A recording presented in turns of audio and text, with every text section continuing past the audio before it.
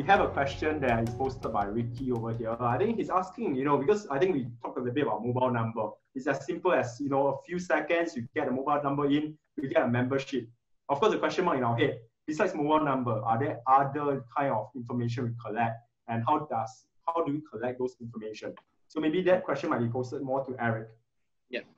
Okay. So let me answer that, right?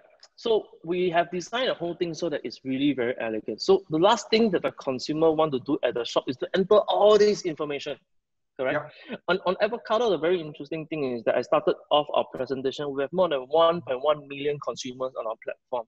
And of these 1.1 million consumers on our platform, more than 30+% are fully registered. So what it means is that if someone comes into the store, and when they enter the mobile number, what we do is we send them a message, something that actually Cindy has received just now in the demonstration. And it says something like, oh, hi, welcome to Star Cafe. If you want to protect your points and rewards, you click on this particular link, and you link you specifically to the consumer PWA, of which no native app to download, and can proceed to go and fill in to sign up this particular information. That will include like name, email address, birthdays, and a few other important information. They only need to do this once in the lifetime of Advocado. And the most amazing thing is that when they do this, right, and they go to the specific merchant and other participating Advocado merchants, and they agree the PDPA is what we see as information that is given to the merchants to access this information. Got it. So what is some of the information that we capture in that case?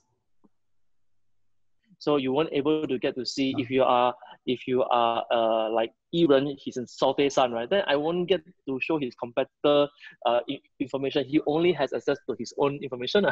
Got it. So there's a firewall on that front. And right. a lot of times when we are in F&B and all, right, we always ask this question, we have this system, that system, so many systems. I don't know about Ee Ren itself. Maybe a question Ee Ren itself. Just wondering, how many systems do you have, you work with at this point in time? If you actually only have one, because when we adopted Advocado, we already kind of know that this is something that long-standing. We will want this system, because all the functions that we want are already there. For example, today we don't want to run points, we want to run cashback. We are ready, and we don't have to pay. The module is already there. Today we want to run something else. It's all already there. Yeah. So I think there are 8 to 10 different functions that you can choose from. Yeah. So we actually only use one. Yeah, and of course, the kind of brain and the engine behind a lot of the purchases, transactions, and all lies within the POS system, right? So I believe Eric has some integration to certain POS system as well at this moment. Yes, that's correct. So what are some of the POS system that you have integration with? Right. Our strongest partner will definitely be Santoyo, and we love to work with them simply because they are very proactive. They are also a pre-approved PSG vendor, and we work very, very closely with them. We also integrate with a few other POS, but our strongest relationship will be with Santoyo. I see. Well, what about POSes at this moment that is not a partner of yours? Are you able to do the integration, or is there any workaround that a typical kind of vendor can do at this moment? Yes, actually, it's a great question, because more than 80% of our deployments that are in Singapore as well as in Thailand, more than 80%, they actually are not POS integrated. What happens? Yeah. So most of the time, what happens is that and you'll be very, very surprised, because we actually do have merchants that actually come to us and say that, hey, we want a solution that is not POS integrated. Because a lot of times when they want POS integration is because they think that it will be faster, it will be more error free, and it will prevent fraud. But when it's POS integrated, what happens is that sometimes it gets to the point that it actually fails on the actual ringing up of the sale transaction. So, and they actually cause a lot of problems with regards to syncing of the information between the POS as well as the CRM. That's why we love to work with Santoyo, because as of now, our partnership has been flawless. Whenever it's integrated, the information is passed through very quickly. And if there are integration that POS wants to do, we are very happy to do it together with them. We have an open API, and very happy to go and work together with them to actually do the integration. Yeah. I see. That question was actually a question posted by Julia, and I think that's a follow-up question. I think 2 questions that she has on hand. One of them is very practical, kind of question. what are the kind of grants, qualify for your kind of program? I think you mentioned a bit of PSG, but is there any other grants you can tap on? That's the first question. And I think her second question lies more on the fact that, besides F&B and retail, do you have other industry case studies, or what other industries usually would have used your kind of application? Right. I think the few of the very, very successful industries that use Advocado other than F&B, and we have many different. Today, my presentation is more targeted toward F&B, but we have a lot of success with regards to retail. For example, this particular brand called Gadget Mix. So Gadget Mix have like 20 over outlets across, and they very, very successfully use our system. And across the entire group, they have more than 100,000 consumers on the platform for them to use the marketing automation to re-engage these customers. These guys are also very focused. They have a customer-centric view, and also they believe that retaining an existing customer, it is significantly more valuable than acquiring new customers. And other than retail, we also have a lot of hair salons, beauty businesses that actually use our system to do exactly the same thing, to very quickly bring them into a CRM and re-engage them using marketing automation. So these are the few key ones that we do, and we also some very obscure ones. For example, car grooming, right? Some car grooming businesses, they swear by Advocado simply because it is very easy to use. Enter the mobile number and all the information is there. And if you go to our YouTube channel, you can see some of them. Yeah, I understand. And maybe, Eric, with regards to grants, I'm just going to touch on very quickly. Okay. So as of now, Julia asked is that are we considered a part of the new digital transformation scheme, therefore eligible for the 10K grant? I believe this is the new thing that was announced in the recent announcement, which is like if you take on this digitalization thing, the government will give you not just a grant, but actually a bonus of 2,000, 3,000, and 5,000. As of now, I can't share a lot, but I think we're in the process of getting that approved, and I think it could be announced very, very, very shortly, I hope. However, more importantly is that Advocado is already PSG pre-approved. And what it means is that, for example, the cost of running Advocado for one outlet in the first year, which is $5,000, it is now being supported at 80%, and therefore the upfront cost for the business per one outlet is only 1,001 in the first year. And now with additional add-on programs, this $1,000 can actually be reduced to as low as $100. So if you want to find out more, just reach out to us. Email us at hello@advocado.me, or just go to our website, or just search Advocado app on Google, and likely will show up. Yeah, and I think this is probably about right time whereby government trying to push for the whole digitalization and for the adoption of technology.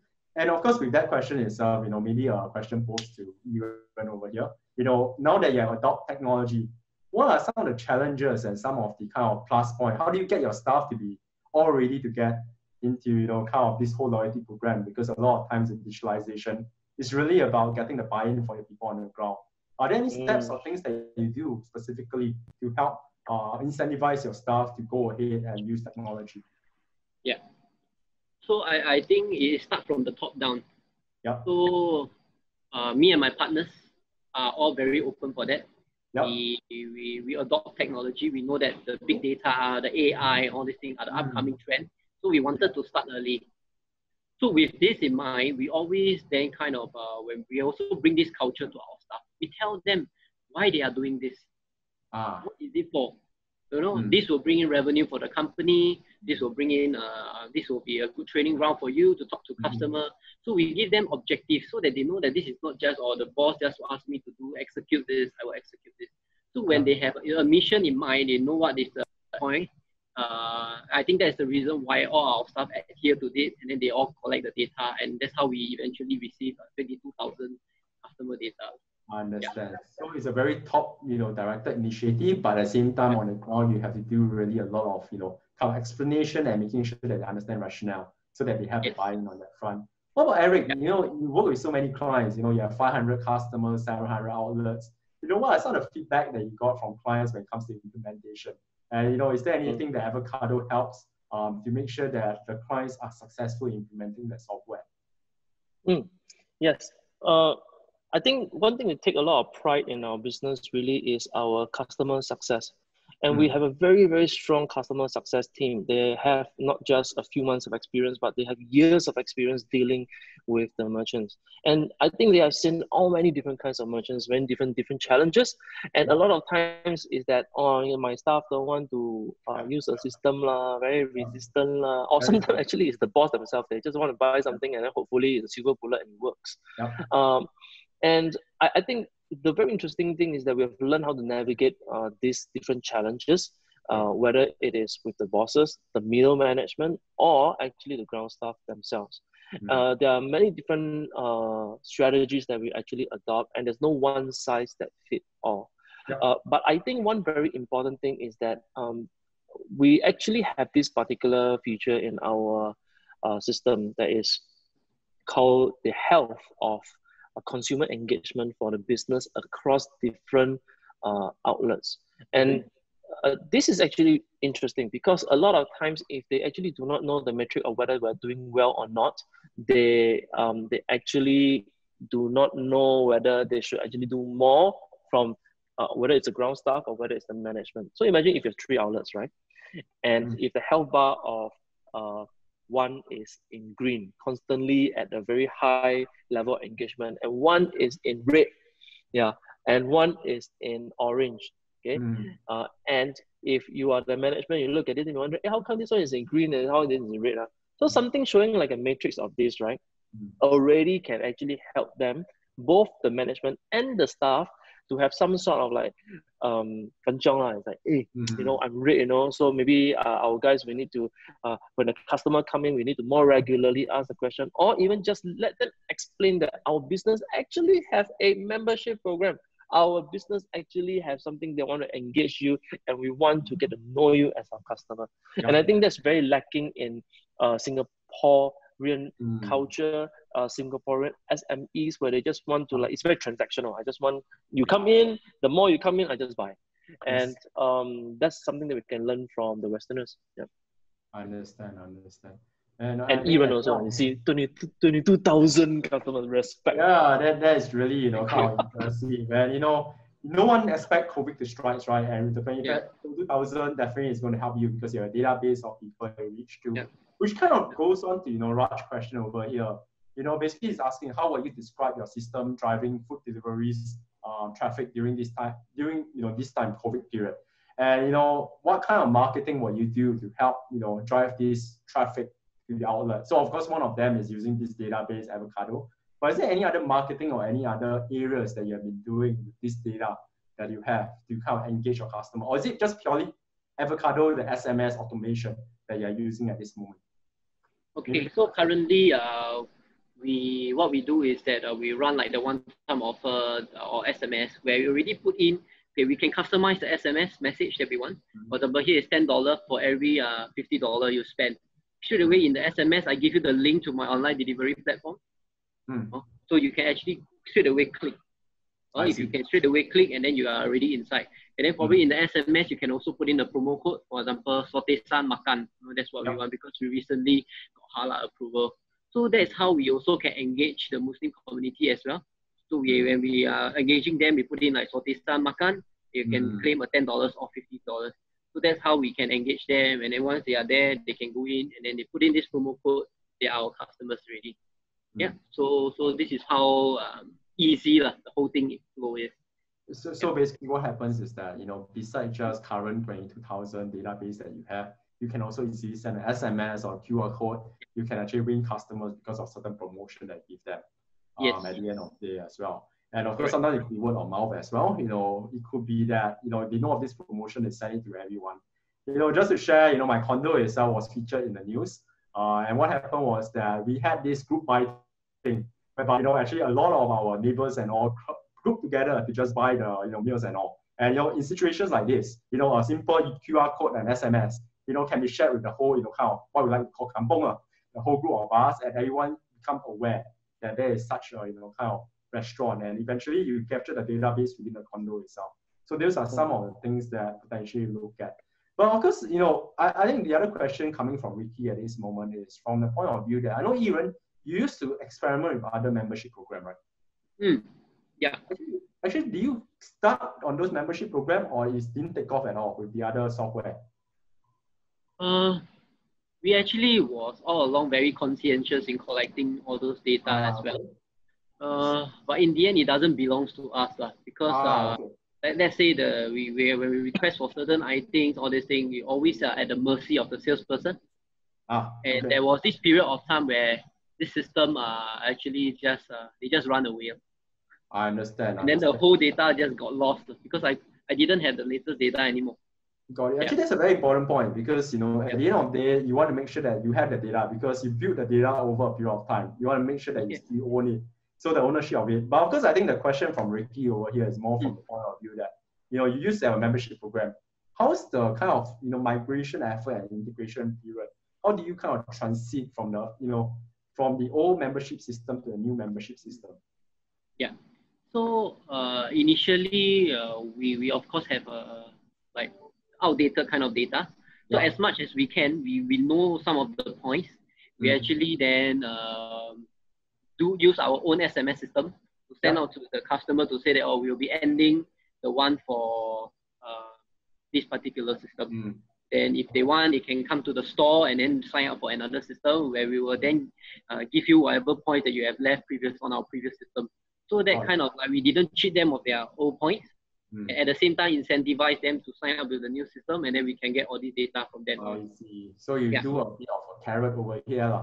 But of course, to kind of incentivize them and move on the new system. But of course, back to Eric itself, more if they have a membership program and a membership system at this moment, is there a way or a support that, Advocado provides them in terms of doing this migration or, this transition period? How do they kind of capture the database from the old system to the new system? Right. So absolutely, like I mentioned, right, our customer success team is really strong, and we have many merchants that obviously have also existing programs that actually do not work for them. Sometimes they just use Excel. I think the most important thing for us is that we just want to make sure, and especially with CRMs, right, whether if the original data is clean with an agreed PDPA timestamp on the previous system, whether it's on paper or whether it's with Excel or whether it's an old system. If there is, right, then we can definitely import this data into it. And we'll be able to also import like the points or cashback, store value, and all different kinds of stuff. We've done that for many different merchants already very successfully. But the biggest challenge is this: if a merchant do not have an agreed PDPA with the consumer, by right, even if they input this data in, we will leave it as the PDPA is not enrolled. And they need to actually go to the shop and actually click on the button and say, I agree to let you use my information. While they're in the system, but so while it is in the system, it is imported with the point and stuff like that. The merchant actually still cannot market to them yet. I see. So that is basically the kind of support you provide in terms of migration. And of course, it goes to the question that, how much work is involved in the setup. So what do you think? How much work does the owner or the customer need to be involved in the setup and also on a regular basis? Right. So we've done something very special with IMDA as well as ESG. Essentially, everything that needs to be done, Advocado per outlet is $150 per month. And we realized that we need to have all the entire package with regards to training, understanding what they require, coming out with all different kinds of strategies to actually handle this, have personnel to help them with onboarding, get them trained on the ground, get them trained in terms of the management. And we come up with a very simple package of $5,000 for the first year, inclusive of the first year of running for Advocado at $5,000. And with PSG grant support is 80% support. So at the end of the day, it's a net cost of $1,001 for the businesses. And I think it is really amazing. And after the first year, it's just $150 per outlet per month.